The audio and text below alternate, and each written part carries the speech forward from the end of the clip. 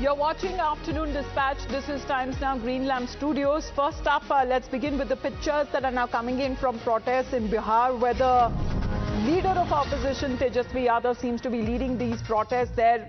As you can see, the pictures where water cannons that has been used to disperse the protesters, and pictures that have now been coming in. Let's in the meantime get you these pictures. LOP Tejasvi Yadav leading this protest march from Raj Bhavan.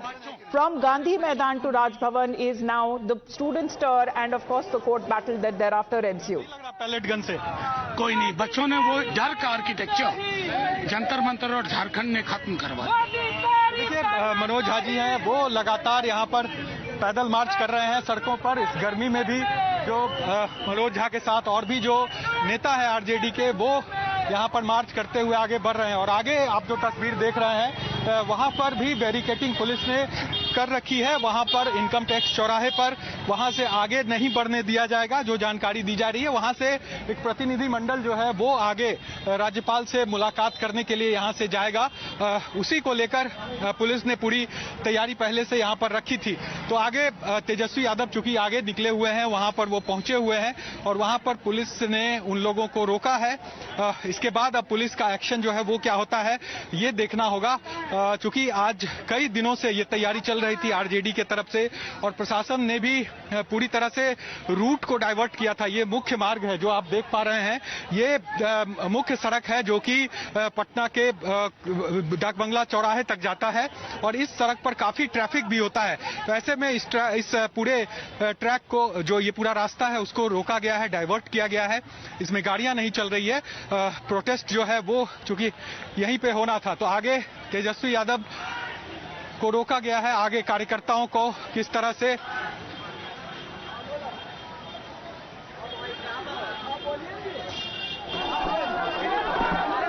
pictures that are now coming in from Bihar as far as the overall protest that has been taking place on part of the students and the response that have now come in from the Bihar government side, especially to the Supreme Court, saying that it did use AK-47s on youth protesters but no one was injured, and saying that the police action against member of the youth movement in Bihar stood out for its exceptional brutality. And this is something which the opposition that have been saying all along, saying that it was police excesses and this is something which is unwarranted. But also coming at a time when it comes to the government side, which has been giving the explanation on the circumstances that accordingly necessitated why 4 shots were fired into the air by one of its constables as he was trapped in the crowd. And this has now come across as far as when it comes to this protest march that is being led by the opposition leader Tejasvi Yadav, and this protest march is going straight from Gandhi Maidan to Raj Bhavan. And water cannons that has been used again on the protesters to disperse the crowd. And overall, that we are now looking at the student protest, the action that has now been initiated, and of course the response that is now coming from the Bihar police to the Supreme Court in an affidavit that the police constable trapped in the crowd during Bihar NEET's student protest, the NEET UG paper leak protest, and ensuing violence, then fired 4 rounds from his AK-47 rifle into the air, but nobody was injured from the bullets. And that seems to have irked as far as the opposition is concerned, which has been now raising protest on its own. And there you can see the stir in which barricades that have been breached, and of course on part of the opposition, the Karyakartas and supporters, there you can see almost drenched Tejasvi Yadav, water cannons that has been used to disperse the crowd, but barricades that have been breached. And the AK-47 controversy is something that is now fueling up, and in a massive way this outrage that is now being showcased by the opposition on the street. So Tiranga in their hands, the protest on part of the RJD that continues, and not satisfied with the government response, the police's response that has been given in the Supreme Court, they now seem to be raising it. देखिए, सरकार डरी हुई है। हम लोग शांतिपूर्ण मार्च कर रहे थे तिरंगा लेकर के, छात्रों के मुद्दे को लेकर के। जिस प्रकार से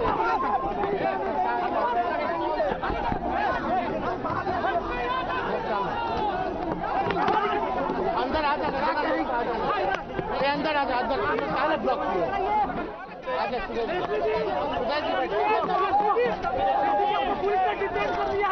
राजभवन जाने वाले थे, यहीं पे डिटेन हो गए। देखिए, लोगों का मार्च राजभवन तक का था, लेकिन इनकम टैक्स से ही रोक दिया गया है। जुर्म हम लोग आगे लड़ाई लड़ते रहेंगे। जेल भेजने से हम लोग डरने वाले लोग नहीं हैं। हमारे भगवान श्री कृष्ण का ही जन्म जो है जेल में हुआ था, और छात्रों के हक और अधिकार के लिए, बेरोजगारी मिटाने के लिए, पेपर लीक रोकने के लिए, पारदर्शिता परीक्षा के लिए, इन सब सारी चीज़ों के लिए, अच्छी शिक्षा व्यवस्था के लिए, अच्छी स्वास्थ्य व्यवस्था के लिए, बिहार को आगे बढ़ाने के लिए, बिहार के भविष्य को बेहतर करने के लिए हम लोग हमेशा आवाज़ उठाते रहेंगे, लड़ाई लड़ते रहेंगे।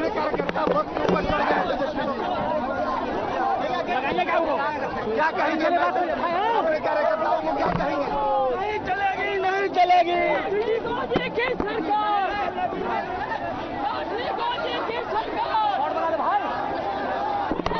Well, you heard Tejasvi Yadav over there of the RJD saying that their initial plan was to march from Gandhi Maidan to the Lok Bhavan. However, they have been stopped midway by the police. We're looking at RJD MP Meesa Bharti also joining Tejasvi Yadav, leading this foot march towards the Lok Bhavan, raising issues of paper leaks, unemployment and the problems that have been faced by the students and the youth in Bihar, saying that it is the state government which is admitted of the use of AK-47s against the students there, and saying that the Bihar government should have asked in court who permitted the use of AK-47 in a protest, and the Bihar government is killing the future of the students of, the people and the students of Bihar. This seems to be the very point in the protest that is now being led by the opposition. So we are now looking at, as far as when it comes to Tejasvi Yadav, after several days, we saw the protest that happened in Delhi was on the 20th of July. And almost a month later, 19th of August today is when we are looking at this issue as far as student protest is concerned, with the opposition RJD now seem to be joining the protest. And this is where Tejasvi Yadav of the RJD seems to be leading this protest. However, it seems that they have been stopped midway, not being allowed by the police to reach Lok Bhavan, and it seems that they have now been picked up and now being removed in buses as well. So there you can see water cannons that have now been used and barricades that has been breached and broken. The only contention that it seems that the opposition now seems to be waking up to, that they need to join the student protest and raise their voices against the Bihar government. And this is now coming after, when it comes to the admission that has now come in from the Bihar government from the police's side, exactly when it comes to the circumstances that led of the AK-47 being used, and that in the air nobody was hurt, nobody was injured. So that seems to be the main contention that we are now looking at. And overall, student protests, something that is now being led on part of Tejasvi Yadav. Now that we are now looking at, as far as the political party seems to be joining the student stir.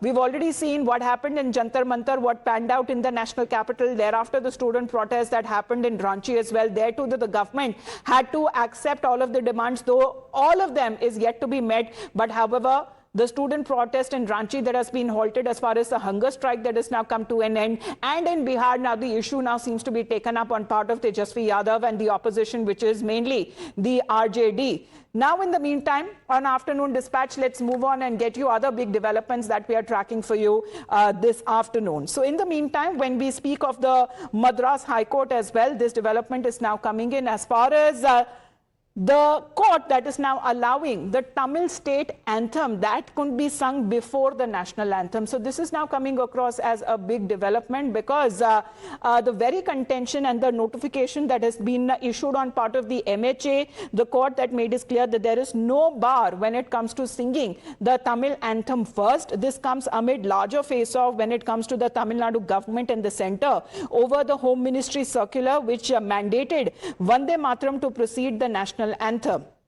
And when it comes to the centre, which is clarified that the state song is not relegated to a third position or a third in the line or in the order in which when it comes to the national song, the national anthem to be played. But let's connect with Dharani on this, because Dharani, what is that we are now looking as far as, the fresh contention that is now coming from the Madras High Court, clearly suggesting that there is no bar on Tamil anthem being sung before the national anthem or the song?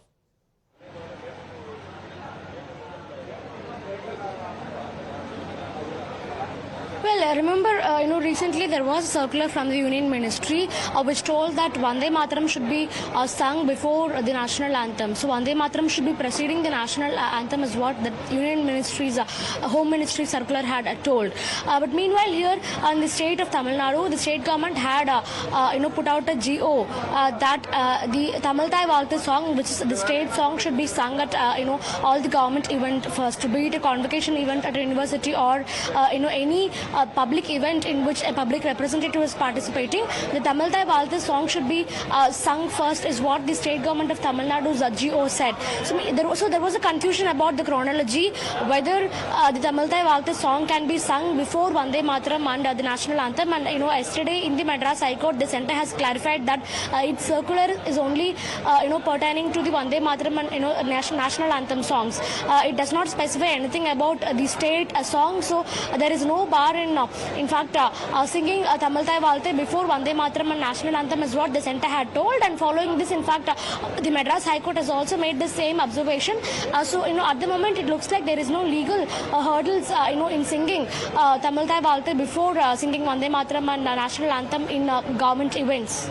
But the controversy that had continued when it was the DMK government and the now TVK government as well, because it had blamed the Lok Bhavan and subsequently the Tamil anthem would be played first at government functions. So we are looking at a lot of back and forth on this issue that has happened, Dharani.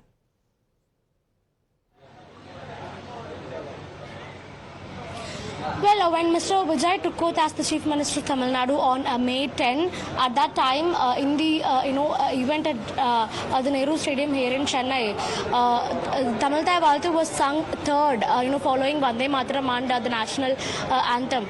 So at that time, the opposition parties here in... Let me connect with Mr. Karti Chidambaram joining us on the phone line. Mr. Chidambaram, good afternoon. What is your take as far as, do you believe that this is a clarification that has now come in, because the petitioner here contended that this, when it comes to government functions with Tamil anthem, concluding them with national anthem, would have been a long-standing tradition in Tamil Nadu. This clarification is now coming in from the Madras High Court, sir.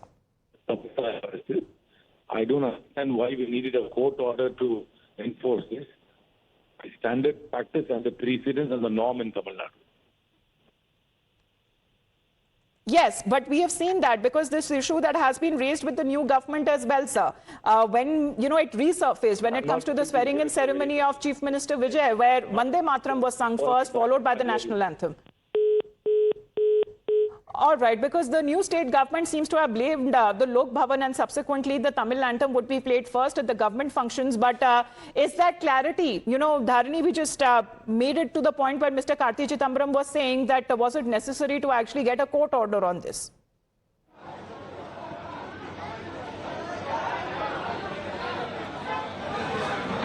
Well, as I told, when we had two different orders from the central government and the state government, there was a lot of confusion prevailing because the central government's circular told that Vande Mataram should be preceding the national anthem in chronology, but the central government's order did not mention anything about state songs. But as far as Tamil Nadu is concerned, here the state government had ordered that the state song should be sung first at all government events. So, with these two, circulars in hand, there was a lot of confusion prevailing among the citizens, and that is why many individuals on their personal capacity, they had approached the High Court here to seek clarity. And let me yesterday, Mr. Saravanan as well of the DMK. Sir, what is your contention now, because this development is coming in from the Madras High Court, as far as the chronology and the sequence in which you have your national song, national anthem and the state anthem that needs to be played? Yeah, see, we always wanted the Tamil invocation song to be sung at the first of every function. That is the tradition. And now it has been affirmed. I think it's a welcome one. In the state of Tamil Nadu, the Tamil language should be given its pride of place. This does not make us less nationalist or less patriotic citizens of this country. No, but you needed that kind of clarification, sir, because the notification pertains to only Vande Mataram and national anthem sequence at functions. So this is something which is now coming from the Madras High Court. Do you actually need a clarification from the court on this, sir? Right, you are right. See, this government does not have the courage to upstand against the BJP. That is the whole problem. That is why they want to play it very, very safe. In Kerala, they are following their own procedures.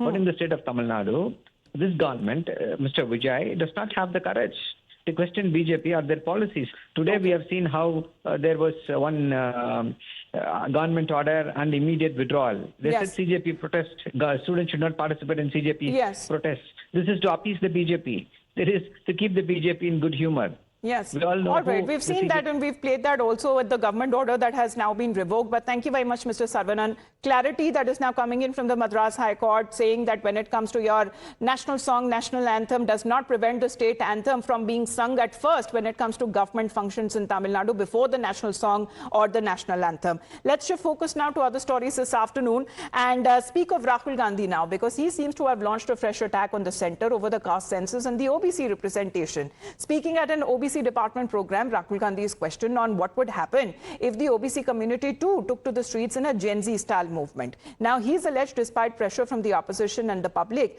the government has failed to ensure proper representation of OBCs in caste census process, and he therefore has also warned that given the size of the OBC population, a mass movement could put the government under significant pressure of the public. So let's connect with Sabyasachi on this. So Sabyasachi, everything now would be attributed to a Gen Z style movement. We've seen the kind of opposition that they had wanted to lead with the protest. Yes, it happened on paper leaks and examination reforms, but now the OBC push. Well, absolutely. Yesterday, leader of opposition Rahul Gandhi made this statement when the internal meeting of the Congress party was going on. Now, Rahul Gandhi had said that when it comes to the SC/ST community, there is a separate column, and when it comes to the people from the other backward class, there is a separate column. And he feels that this is particularly the problem, and this is against the right of the people from the other backward class. Now, Rahul Gandhi says that there should be a movement like Gen Z, because we have seen that what happened in the national capital and how the Gen Z had put on pressure on the central government to make sure that the central government accept their demand. So he says that since the people who come from the other backward class community, they form a larger section of the population. So under these circumstances, if they decide, they can put across this movement and put pressure on the central government so that demands will be accepted. Right, because the BJP has also hit out on this. There is clarification also coming in from the Congress side exactly what Rahul Gandhi meant to invoke or to pitch and the OBC stand is concerned, because we'll play out those reactions as well. Sabya, please to stay on with us. BJP hitting out at Rahul Gandhi over its response to the recent Gen Z protests, calling the political reaction to be a stunt. The BJP, meanwhile, has accused the opposition of attempting to hijack the protest by bringing in what they have described as criminal and antisocial elements, while also targeting the Congress over its record on OBCs. देखिए, Congress party Rahul Gandhi ji लगातार देश के तमाम लोगों को भड़काकर देश में अस्थिरता के माहौल रचने की साजिश रच रहे हैं। जिस तरीके से आज प्रधानमंत्री मोदी जी के नेतृत्व में पिछड़े समाज के लिए, मातृशक्ति के लिए, नारी शक्ति के लिए, हमारे दलित भाइयों के लिए, अल्पसंख्यक पासमानदा समाज के उत्थान के लिए जो काम हुआ है, ये पिछली किसी भी सरकारों में नहीं हुआ। खासतौर पे कांग्रेस पार्टी को ये बताना चाहिए कि जब उनका शासनकाल था देश में, तब उन्होंने हमारे पिछड़े समाज के लोगों के लिए क्या किया। मैं इन कांग्रेसियों से सवाल पूछना चाहता हूं कि जब वो 64 साल तक एक परिवार की सत्ता जब उनके घर में थी, तब ओबीसी याद नहीं आया, न इनके पूरे खानदान को आया। नेहरू गांधी से लेकर के वर्तमान में राहुल गांधी, नकली राहुल गांधी तक, तब ओबीसी का तो ख्याल आया नहीं। भारतीय जनता पार्टी ओबीसी पूरे देश के अंदर जो सबसे पिछड़ा हुआ व्यक्ति है, उन सबके जीवन में कैसे उत्थान हो, ये नरेंद्र मोदी सरकार के अंतर्गत जो है प्रारंभ हुआ। शर्म आनी चाहिए इन कांग्रेसियों को ओबीसी पे बात करने के लिए।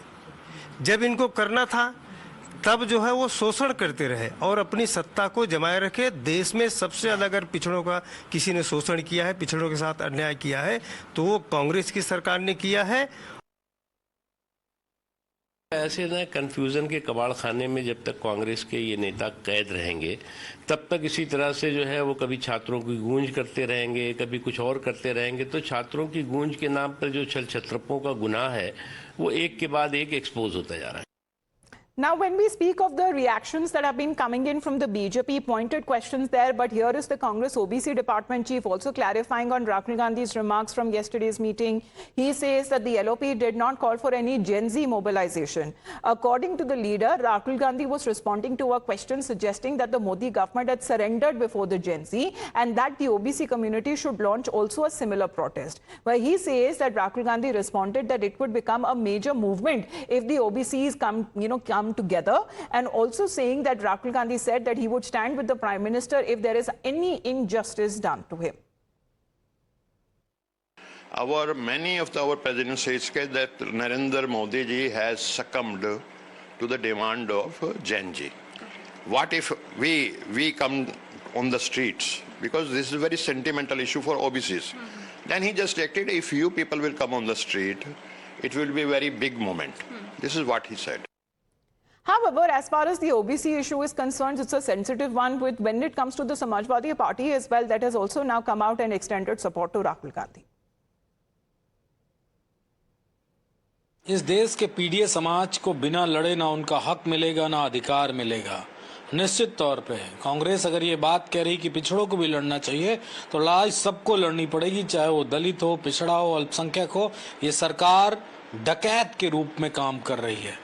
So, Sabya, how big is this a political issue or a vote bank issue is something which the BJP now seems to be, escalating as far as both for the Congress and the Samajwadi Party is concerned, looking at the elections that shortly multiple states would be facing. Well, it's quite a big issue, and that is the reason why reactions are continuously coming in from the NDA as well as from the opposition. Now, if you talk about the NDA along with the BJP, several of its allies have criticized Mr. Rahul Gandhi for his statement. In fact, they say that under the UPA government, in fact, the Congress should say that how much of representation was given to the people from the other backward class when it comes to holding important positions in the government like different secretaries. Now, the NDA also says that Rahul Gandhi is doing politics of appeasement, and instead of that, he should more focus on transparency. Now, on the other hand, the support has come in from different opposition parties, and they feel that Rahul Gandhi has raised a very important point. Now, Rahul Gandhi has been continuously raising this point that the caste census has been done in the Congress-ruled states like Karnataka and Telangana, and they have the blueprint ready. But when it comes to the caste census that the center is being conducted, there are certain flaws, and he has accused that the column structure that is there for the ST and SC yes, so on that part as well, because there has been support given and then support taken back as far as the Congress party is concerned, but questions on the caste census is something that has multiple times been raised on part of Rahul Gandhi as well. Stay on with us, Sabyasachi. We have another breaking update coming in, and this is where it gets interesting, because we just talk about Congress and the Samajwadi Party there, but extending support, but there seems to be a dramatic face-off, and we're going to put that out on camera because this seems to be a very heated exchange that has happened between a Congress MP and the SP MLA. Now, this dramatic exchange that has been caught on camera, which is of Imran Masood of the Congress and Ashu Malik of the Samajwadi Party. On camera, as far as the opposition India Bloc allies are concerned, they seem to be squabbling, and this seems to be a verbal altercation that seems to have happened over turn taking to ask questions. So this seems to be a Disha meeting that was happening in Saharanpur, and a very heated exchange that happened between Imran Masood and Ashu Malik. So as far as political parties are concerned, said to be allies, but this seems to be in fact the reality that often seems to happen when they are in front of the camera. So let's connect with Adib on this. Adib, what exchanges happened? We can visually take a look that they seem to be having some verbal altercation, and we are talking about two allies seems to be squabbling on camera.